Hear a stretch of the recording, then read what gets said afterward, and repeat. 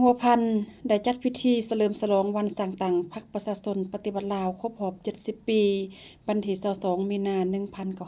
1955ถึง22มีนา2025ในวันที่22มีนา2025นี้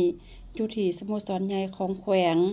โดยการเข้าร่วมของสหายคำแพงไซสมแพงกรรมการศูนย์กลางพรรคเลขาคณะบริหารงานพรรคแขวงเจ้าแขวงหัวพันมีบรรดาสหายคณะบริหารงานพรรคแขวงหัวหน้าห้องหัวหน้าแผนกการนำเมือง10 เมืองทั่วแขวงอดีตการนำภาครัฐขันแขวงขันเมืองตลอดหอดองค์การจัดตั้งแนวลาวสร้างศาสตร์องค์การจัดตั้งมหาชนองค์การเทียบเท่าสมาชิกพรรคจากบรรดาแผนกการกรมกองรัฐวิสาหกิจครูอาจารย์นักเรียนนักศึกษาและปัญญาชนอ้อมข้างเทศบาลแขวงเข้าร่วมในพิธีผู้เข้าร่วมได้รับฟังการปาฐกถาระลึกวันสร้างตั้งพรรคประชาชนปฏิวัติลาวครบรอบ70 ปีผ่านทางโทรภาพแห่งชาติลาวที่ศูนย์กลางพรรคได้จัดขึ้นอยู่ที่นครหลวงเวียงจันทน์เพื่อรับฟังการกล่าวสุนทรพจน์จากสหายทองลุ่นศรีสุฤทธิ์เลขาธิการใหญ่คณะบริหารงานพรรคประชาชนปฏิวัติลาวประธานประเทศแห่งสาธารณรัฐประชาธิปไตยประชาชนลาวโดยได้ยกให้เห็นมูลเสื่อแห่งการเติบใหญ่ขยายตัวมูลเสื่อแห่งการต่อสู้ปลดปล่อยประวัติศาสตร์ของนักรบปฏิบัติมูลเสื่อแห่งการนำพาสีนำอันสลาดสงสัยของพรรคประชาชนปฏิวัติลาวที่ได้รับการสร้างตั้งขึ้นในวันที่22มีนาคม1955ภายใต้การนำพาอันเด็ดเดี่ยวประดิษฐ์สร้างของพรรคประชาชนปฏิวัติลาวในนั้นพวกเฮามีความเอกอ่างและภาคภูมิใจเป็นอย่างยิ่งที่เห็นว่าพรรคเฮาสามารถสืบทอดและเสริมขยายมูลเสื่ออันองอาจกาแกนของศาสตร์ลาวคนลาววิรชนให้ก้าวขึ้นสู่ยอดสูงใหม่ตลอดระยะ70 ปีแห่งการก่อตั้งและฝึกฝนหล่อหลอมโดยผ่านขบวนการทดสอบนานาประการในแปลวภัยปฏิบัติพรรคประชาชนปฏิบัติลาว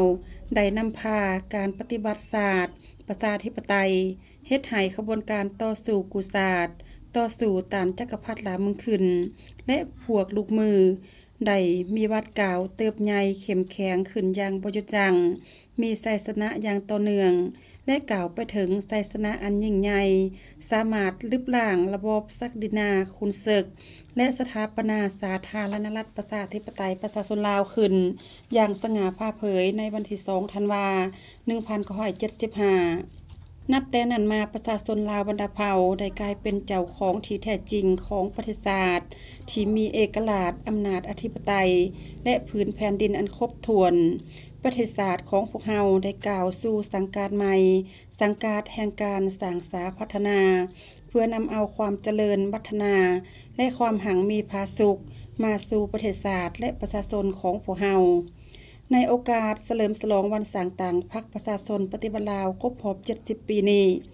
ยังได้จัดพิธีประดับเหรียญระลึก70 ปีของพรรคประชาชนปฏิวัติลาวให้แก่การนำแขวงอดีตการนำแขวง